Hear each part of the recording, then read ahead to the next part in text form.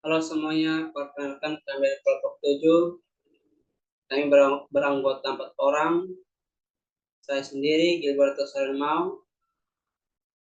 Terus anggota yang kedua, Gerald Gregorius. Anggota yang ketiga, Jeril Stefania. Dan yang anggota terakhir, Davidus Juniores. Di sini kami akan mempresentasikan mengenai Derivative Securities Earning Per Share.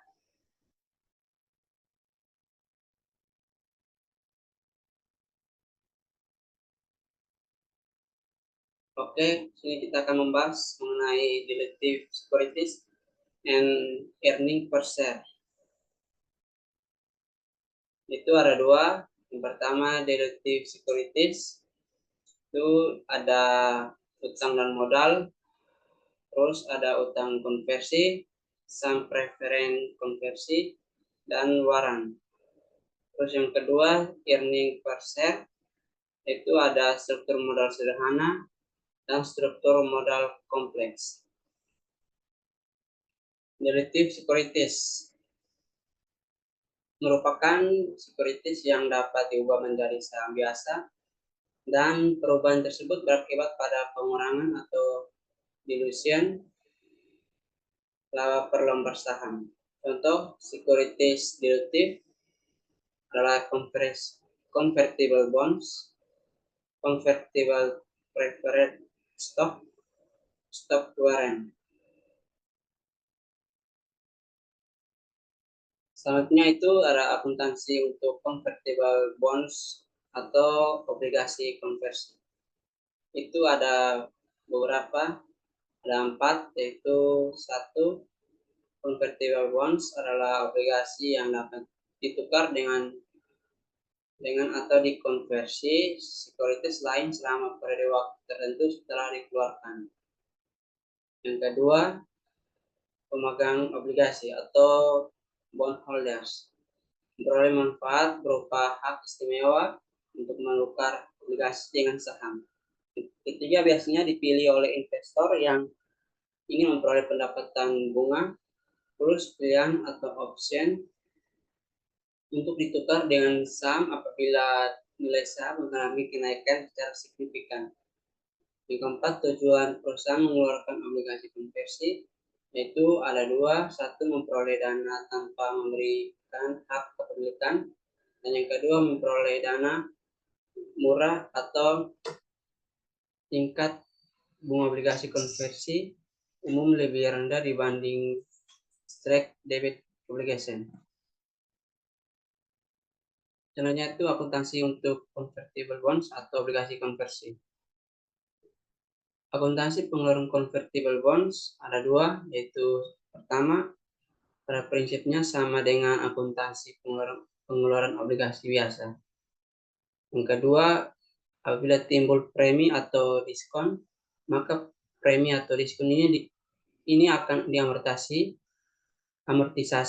sampai dengan tanggal jatuh tempo karena sulit untuk memprediksi kapan konversi akan dilakukan. Selanjutnya itu Galileo Income, mengeluarkan obligasi konversi bernilai nominal $5 juta, tingkat bunga 7% dan pada kurs 99. Jika obligasi ini tidak memiliki sifat konversi, obligasi ini dijual pada kurs 95. Jurnal pada tanggal penerbitan, debitnya itu kas 4.950.000,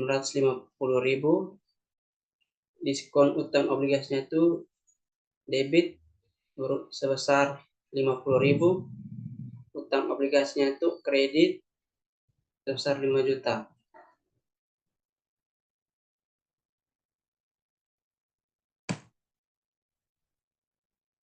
Selanjutnya itu convertible debt.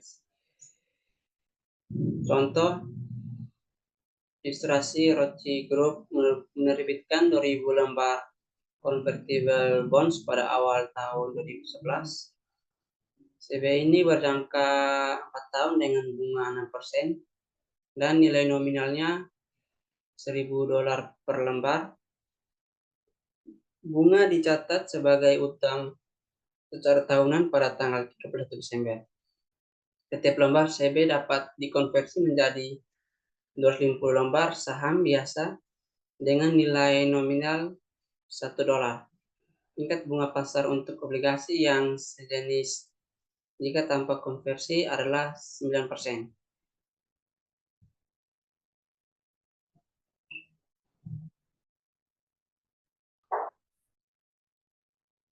Oke, jadi untuk selanjutnya, untuk penyelesaiannya, present value of principal sama dengan 2 juta dikali 0,7843 dari tabel 62, N sama dengan 4, I sama dengan 9%. Dari hasilnya yang dihitung dapat 1.416.860. Kemudian present value of the interest payments dari hasil 120.000 dikali 3,23972 dan ditambah dengan tabel 64, N sama dengan 4 dan I 9%, jadi hasilnya 388.766. Dan hasilnya present value of the liability komponennya sama dengan 1.805.606.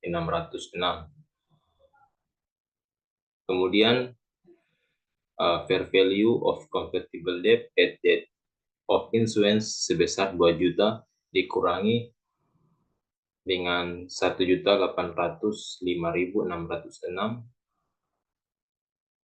Hasilnya fair value of equity component at date of issuance sebesar 194.394. Jurnal yang dicatat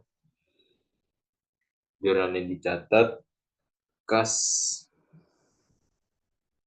berada di posisi debit sebesar 2 juta, utang obligasi di sisi kredit 50.000 dan agio saham ekuitas konversi di sisi kredit sebesar 5 juta.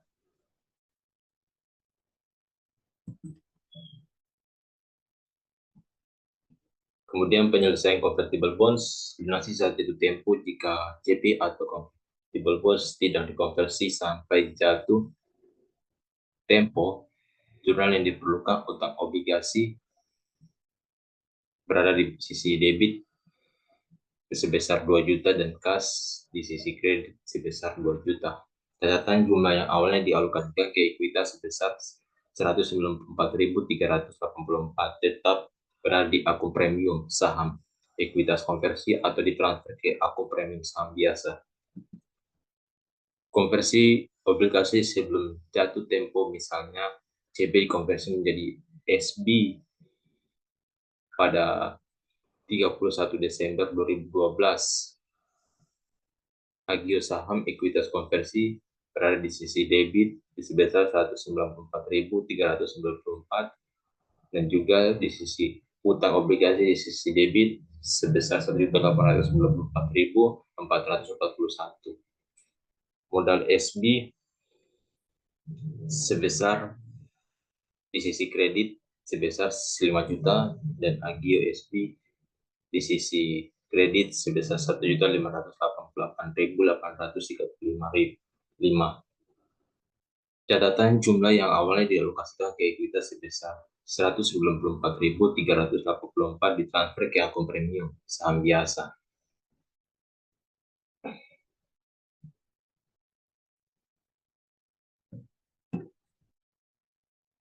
Lunasi sebelum jatuh tempo, asumsi yang pertama, nilai wajar SCB termasuk komponen liabilitas dan ekuitas berdasarkan pada harga pasar pada tanggal 31 Desember 2012 adalah 1.965.000 untuk nilai pelunasan.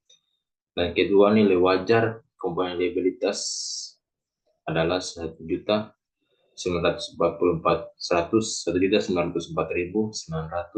Jumlah ini didasarkan pada perhitungan present value dari non CB selama 2 tahun untuk yang diketahui. Pertama, menentukan laba rugi saat pelunasan. Present value of liability component at Desember 31, 2012 atau given above sebesar 1.904.900 dikurangi oleh carrying value of liability component at Desember 31, 2012 dari ilustrasi 16.5 sebesar 1.894.441. Hasilnya loss on interpreter sebesar 10.459. Berikutnya menentukan penyesuaian pada ekuitas. Per value convertible debt at Desember 31, 2012 with equity component sebesar 1.965.000 dan dikurangi oleh fair value of liability component at Desember 31, 2012 similar 2 years non-convertible debt sebesar 1.904.900. Hasilnya fair value of equity component at Desember 31, 2012 without debt component sebesar 60.100.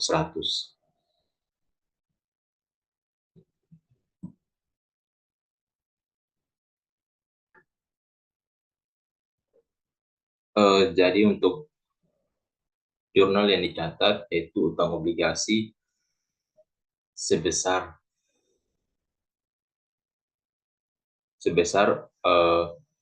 utang obligasi di sisi debit sebesar 1.894.441 dan agio sum ekuitas konversi di sisi debit 60.100, di sisi kredit rugi pelunasan utang obligasi sebesar 10.459 dan juga di sisi kredit kas yakni kas yaitu 1.965.000.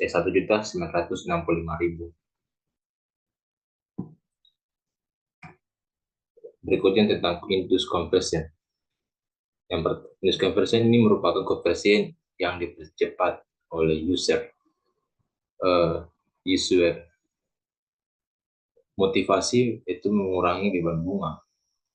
Induced conversion dilakukan dengan cara memberikan perangsang atau sweetener berupa kas atau saham yang akan dicatat sebagai biaya atau beban pada periode terjadinya sebesar nilai wajar.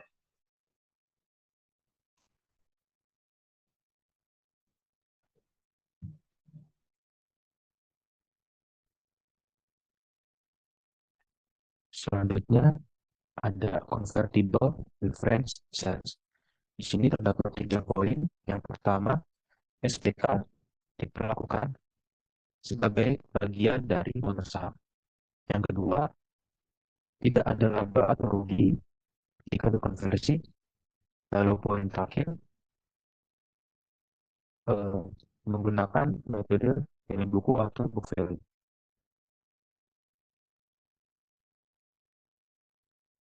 Lalu di sini beberapa contoh soal. Most company menerbitkan 1.000 lembar convertible preference shares dengan nilai nominal $1 per lembar.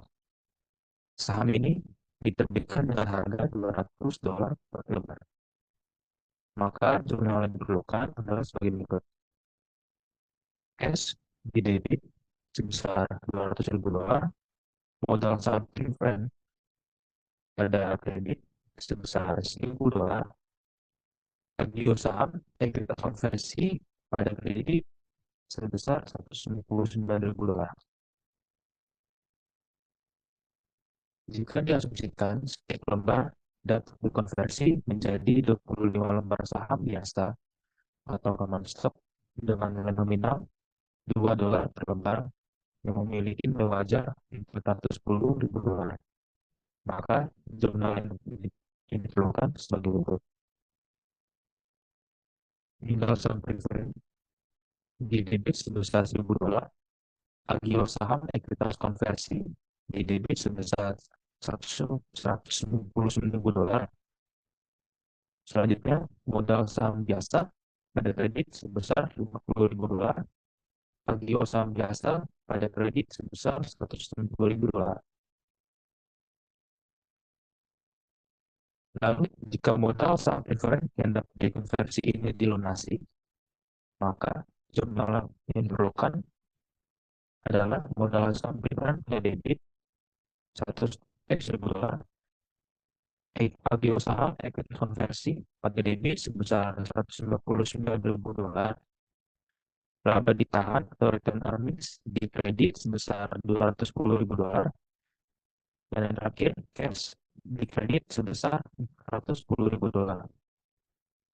Bahan bayaran di atas nilai buku atau book value saham preferen yang dapat dikonversi seringkali didebitkan ke return earnings atau laba ditahan.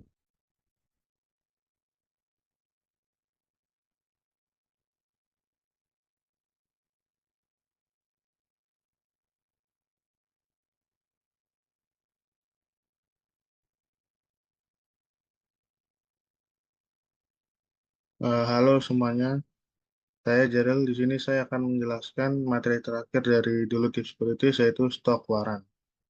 Waran adalah sertifikat yang memberikan hak kepada pemegang atau holder untuk membelikan sejumlah saham pada harga tertentu dalam periode tertentu. Latar belakang dikeluarkannya waran atau option, yang pertama, agar pengeluaran sekuritas seperti obligasi atau saham preferen menjadi lebih atraktif.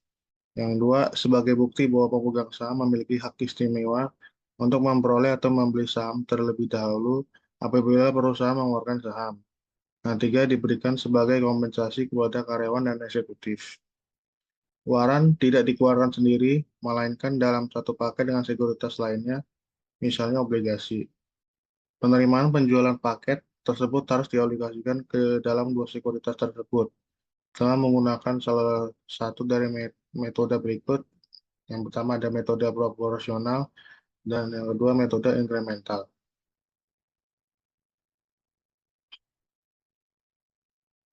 Kita masuk ke contoh soal. PT Antara menawarkan paket sekuritas sebanyak 10.000 lembar seharga 10 juta rupiah yang terdiri atas obligasi dengan nilai nominal 1.000 rupiah dan tingkat bunga 8,75%. Dan waran berjangka 5 tahun atau detachable waran yang dapat digunakan untuk membeli saham biasa dengan nominal 5 rupiah pada harga 25 rupiah. Kurs jual obligasi atau tambah waran pada situ adalah 99 dan waran memiliki nilai pasar 30 rupiah. Nah, kita menggunakan metode proporsional. Nilai pasar tambah waran 10 juta dikali 99 yaitu 9,9 juta. Terus nilai pasar untuk waran 10.000 dikali 30 rupiah 300.000 dan total nilai pasar agregat yaitu 10,2 juta rupiah. Dan alokasinya untuk obligasi 9,9 juta dibagi 10,2 juta dikali 10 juta hasilnya 9.705.882 dan untuk waran 300.000 dibagi 10,2 juta dikali 10 juta hasilnya 294.118.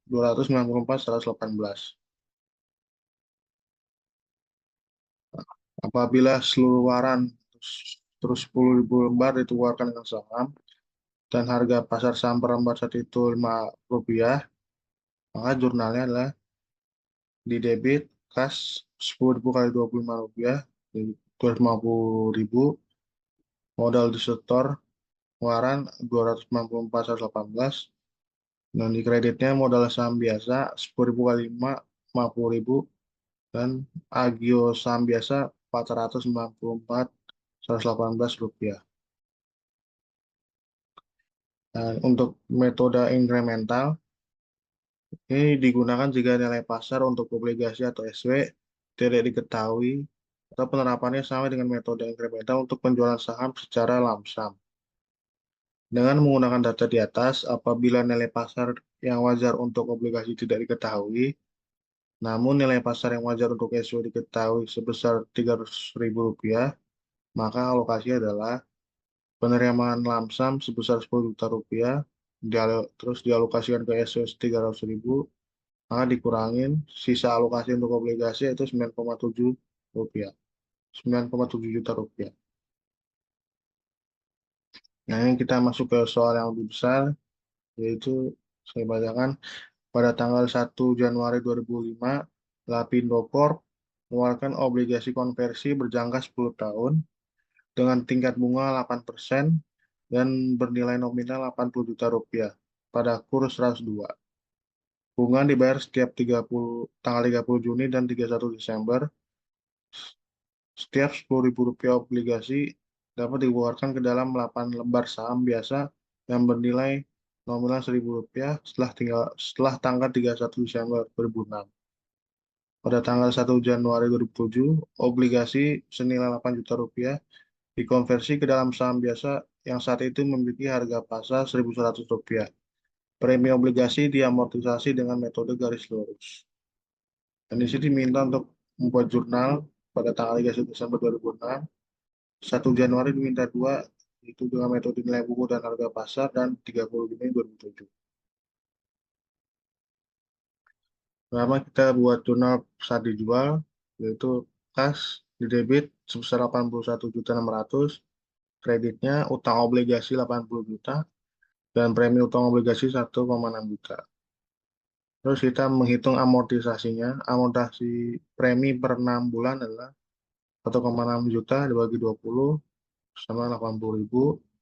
Terus bunga nominal per 6 bulan dengan 4% dikali 80 juta sama dengan 3,2 juta. Lalu biaya bunganya 3,2 juta dikurang 80.000 itu sebesar 3.120.000. Untuk jurnalnya 30 Juni 2005 di debit biaya bunga 3.110.000, premi utang obligasi 80.000, dan di kredit kaset 3.200.000. Dan untuk jurnal 30 Desember dan jurnal 30 Juni 2006 sama. Nah, ini kita kerjakan jurnal yang tadi diminta.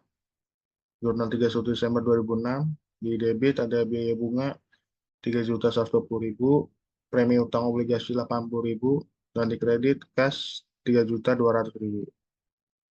Terus untuk jurnal 1 Januari 2007 dengan metode nilai buku, di debit ada utang obligasi sebesar 8 juta, ya, premi utang obligasi 128.000, di kredit ada modal saham biasa 6,4 juta, dan agio saham biasa sebesar 1.780.000.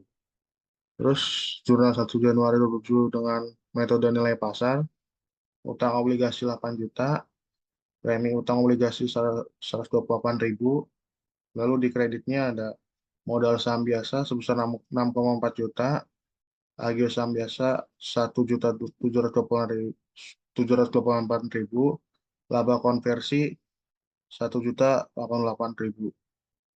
Lalu yang terakhir ada jurnal untuk 30 Juni 2007, biaya di debit biaya bunga 2.808.000, premi utang obligasi 72.000, dan di kredit ada kas 2.880.000. Yaitu seluruh materi dari kelompok kami Deloitte Securities. Terima kasih.